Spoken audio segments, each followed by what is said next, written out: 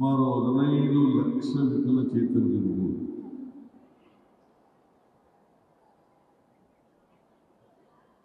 ಯಾಕಂದ್ರೆ 11ನೇ ಜನಗಣತಿ ಅಲ್ಲ 2011ನೇ ಜನಗಣತಿ ಪ್ರಕಾರ 13 ಲಕ್ಷಕ್ಕೂ ಹೆಚ್ಚು ವಿಕಲಚೇತನರಿದ್ದಾರೆ. ಈಗ ಸುಮಾರು 15 ಲಕ್ಷ ವಿಕಲಚೇತನರಿರ್ಬೋದು.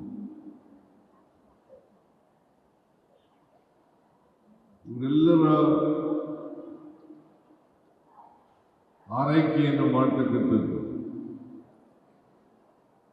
ಇವರಿಗೆ ವಿಶೇಷ ಸವಲತ್ತುಗಳನ್ನು ಒದಗಿಸಿಕೊಡ್ತಕ್ಕಂಥದ್ದು ಯಾವುದೇ ರಾಜ್ಯ ಸರ್ಕಾರದ ಕರ್ತವ್ಯ. ನಮ್ಮ ಸಂವಿಧಾನದಲ್ಲಿ ಎಲ್ಲರಿಗೂ ಕೂಡ ಬದುಕುವ ಎಲ್ಲ ಕ್ಷೇತ್ರಗಳಲ್ಲಿ ಭಾಗವಹಿಸುವ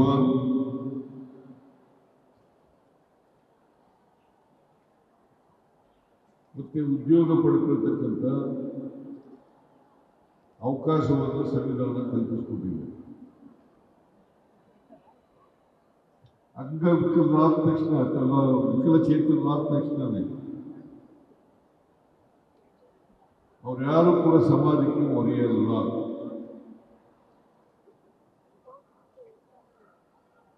ಅವರೆಲ್ಲರೂ ಕೂಡ ಸಮಾಜದ ಆಸ್ತಿಗಳು.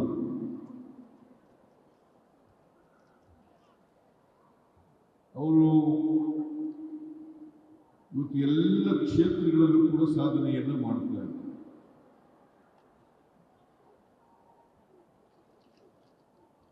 ಯಾವ ಕ್ಷೇತ್ರದಲ್ಲೂ ಕೂಡ ಅವರು ಹಿಂದೆ ಬಿದ್ದಿಲ್ಲ. ಈಗಾಗಲೇ ನಮ್ಮ ಡೆಪ್ಟಿ ಚೀಫ್ ಮಿನಿಸ್ಟರ್ ಒಲಿಂಪಿಕ್ ಕ್ರೀಡೆಯಲ್ಲಿ ನಮಗೆ ಹೆಚ್ಚು ಪದಕಗಳು ಬರದೇ ಹೋದರೂ ಕೂಡ ಪ್ಯಾರಾ ಒಲಿಂಪಿಕ್ಸ್ನಲ್ಲಿ ಹೆಚ್ಚು ಪದಕಗಳನ್ನು ಪಡೆದಿದ್ದೇವೆ. ಅವೆಲ್ಲ ಹೆಮ್ಮೆ ಪಡ್ತಕ್ಕಂಥ ವಿಚಾರ. ಆದ್ದರಿಂದ ವಿಕಲಚೇತನರಾದ ತಕ್ಷಣವೇ ಅವರು ಅಶಕ್ತರು, ಅವರಿಗೆ ಶಕ್ತಿ ಇಲ್ಲ, ಅವ್ರ ಉಪಯೋಗ ಇಲ್ಲ ಅಂತ ಹೇಳಲಿಕ್ಕೆ ಬರಲ್ಲ. ಅದನ್ನು ಹೇಳಿದ್ರೆ ದೊಡ್ಡ ತಪ್ಪಾಗ್ತದೆ ಅಂತಕ್ಕಂಥದ್ದನ್ನು ಅರ್ಥ ಮಾಡ್ಕೋಬೇಕಾಗ್ತದೆ. ಅದಕ್ಕೆ ನಮ್ಮ ಸರ್ಕಾರ ಈ ವಿಕಲಚೇತನರ ದಿನಾಚರಣೆಯ ಅಂಗವಾಗಿ ಸಮಗ್ರ ಮತ್ತು ಸುಸ್ಥಿರ ಭವಿಷ್ಯಕ್ಕಾಗಿ ವಿಕಲಚೇತನ ವ್ಯಕ್ತಿಗಳಲ್ಲಿ ನಾಯಕತ್ವದ ಉತ್ತೇಜನ, ಸಮಗ್ರ ಮತ್ತು ಸುಸ್ಥಿರ ಭವಿಷ್ಯಕ್ಕಾಗಿ ವಿಕಲಚೇತನ ವ್ಯಕ್ತಿಗಳಲ್ಲಿ ನಾಯಕತ್ವದ ಉತ್ತೇಜನ ಎಂಬ ಘೋಷವಾಕ್ಯದೊಡನೆ ಈ ವಿಶ್ವ ದಿನಾಚರಣೆಯನ್ನು ಆಚರಣೆ ಮಾಡುತ್ತಾ ಇದ್ದೇವೆ.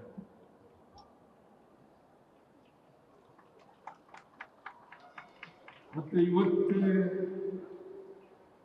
ನಾವು ವಿಕಲಚೇತನರ ಆರೈಕೆ ಮಾಡ್ತಕ್ಕಂಥದ್ದು, ಅವರ ದಿನಾಚರಣೆಯನ್ನು ಕೂಡ ಆಚರಣೆ ಮಾಡುತ್ತಾ ಇದ್ದೇವೆ. ಈ ವರ್ಷ 4 ವಿಕಲಚೇತನ ಇದಾವಲ್ಲ, ಅದರ ಆರೈಕೆದಾರರು ಅವರಿಗೆ ಒಂದು ತಿಂಗಳಿಗೆ 1,000 ರೂಪಾಯಿಯನ್ನ ಕೊಡ್ತಕ್ಕಂಥ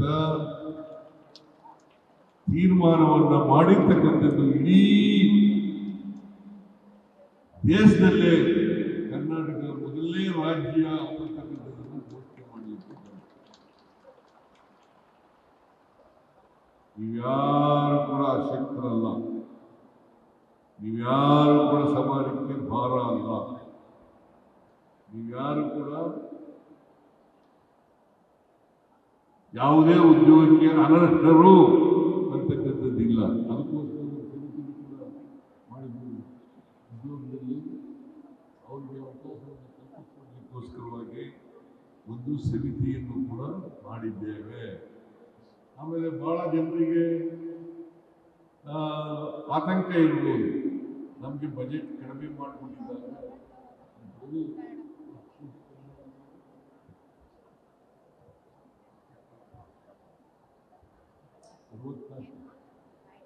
44 ಕೋಟಿ ರೂಪಾಯಿ ಕಡಿಮೆ ಆಗಿದೆ ಅಂತೇಳಿ ಬಹಳ ಜನ ಚರ್ಚೆ ಮಾಡ್ತಾರೆ, ಮಾಧ್ಯಮದವರು ಕೂಡ ಚರ್ಚೆ ಮಾಡ್ತಾರೆ.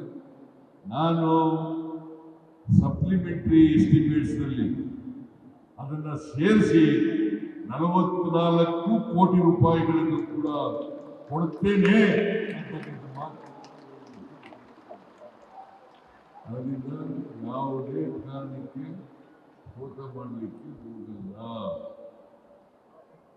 ಇವತ್ತು ನಮ್ಮ ಸರ್ಕಾರ ಪ್ರಸಕ್ತ ಸಾಲಿನ 7 ಜಿಲ್ಲೆಗಳಲ್ಲಿ 2 ಕೋಟಿ ರು ವೆಚ್ಚದಲ್ಲಿ 10 ಬುದ್ಧಿಮಾಂದ್ಯ ಮಕ್ಕಳ ವಸತಿ ಶಾಲೆಗಳನ್ನು ಪ್ರಾರಂಭಿಸಲು 2023-24 ಆಯವ್ಯಯದಲ್ಲಿ ಘೋಷಣೆ ಮಾಡದಂತೆ ಶಾಲೆಗಳನ್ನು ತೆರೆಯಲಾಗಿದೆ.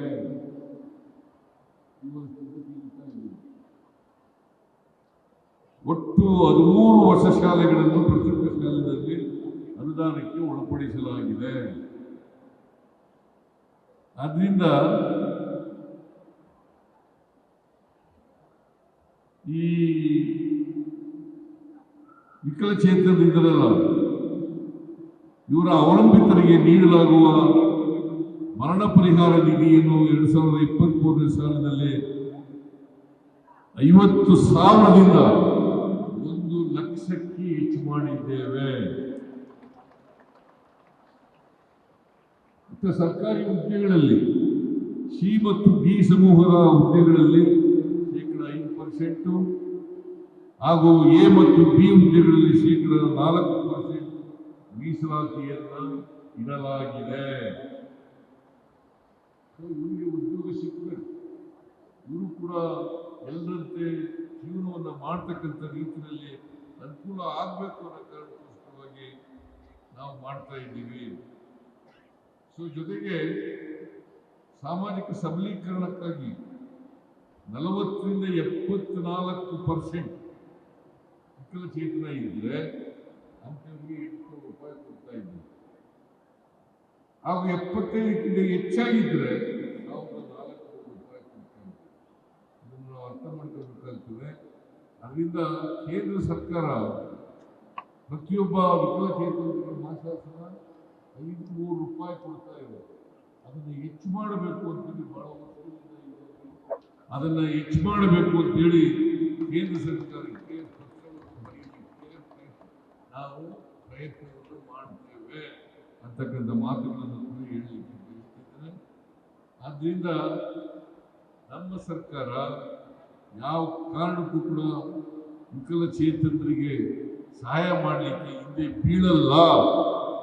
ಅವರಿಗೂ ಕೂಡ ಎಲ್ಲ ರೀತಿಯಲ್ಲಿ ಬದುಕಲಿಕ್ಕೆ ಅವಕಾಶವನ್ನು ಕಲ್ಪಿಸಿಕೊಡ್ತೇವೆ ಅಂತಕ್ಕಂಥ ಮಾತುಗಳನ್ನು ಹೇಳಲಿಕ್ಕೆ ಬಯಸ್ತಾ ಇದ್ದೇನೆ. ಈ ವರ್ಷ ನಾನು ಹೇಳಿದೆ, ಯಾರ್ಯಾರು ಅವ್ರಿಗೆ ವಿಕಲಚೇತನರಿಗೆ ವಾಹನಗಳನ್ನು ಕೊಡಬೇಕು, ಎಲ್ಲರಿಗೂ ಕೂಡ ವಾಹನಗಳನ್ನು ಕೊಟ್ಬಿಡಿ ಅಂತ ಹೇಳಿದ್ದೀವಿ. ಒಂದೇ ಸಾರಿ ಎಲ್ಲ ವಿಕಲಚೇತನರು ಯಾರ್ಯಾರಿದ್ದಾರೆ ವಾಹನ ಬೇಕಾಗಿದೆ ಅವರೆಲ್ಲರಿಗೂ ಕೂಡ ವಾಹನಗಳನ್ನು ಕೊಡಿ ಅಂತಕ್ಕಂಥದ್ದನ್ನು ಹೇಳಿದ್ದೇನೆ.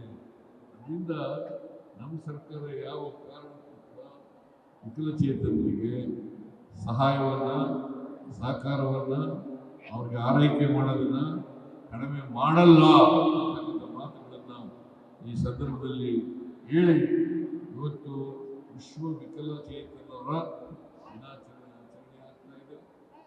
ಒಂದು ನಾವು ಎಲ್ಲ ಸಮಾಜದ ಪ್ರತಿಯೊಬ್ಬರಲ್ಲೂ ಕೂಡ ಮನವಿಯನ್ನು ಮಾಡಲಿಕ್ಕೆ ಬಯಸ್ತಾ ಇದ್ದೇನೆ. ಇವರು ಸಮಾಜದಲ್ಲಿ ಯಾವತ್ತೂ ಕೂಡ ಶಕ್ತಿಹೀನರಲ್ಲ, ಶಕ್ತಿವಂತರು ಅಂತಕ್ಕಂಥದ್ದನ್ನ ಅರ್ಥ ಮಾಡ್ಕೋಬೇಕು ಅಂತಕ್ಕಂಥ ಮಾತುಗಳನ್ನು ಹೇಳಿ ಮತ್ತೊಮ್ಮೆ ವಿಶ್ವ ವಿಕಲಚೇತನರ ಶುಭಾಶಯಗಳನ್ನು ನಾಡಿಗೆ ತಿಳಿಸಿ ನನ್ನ ಮಾತುಗಳನ್ನು ಮುಗಿಸ್ತೇನೆ. ಗ್ಯಾರಂಟಿ ನ್ಯೂಸ್, ಸುದ್ದಿ ಖಚಿತ, ನ್ಯಾಯ ನಿಶ್ಚಿತ.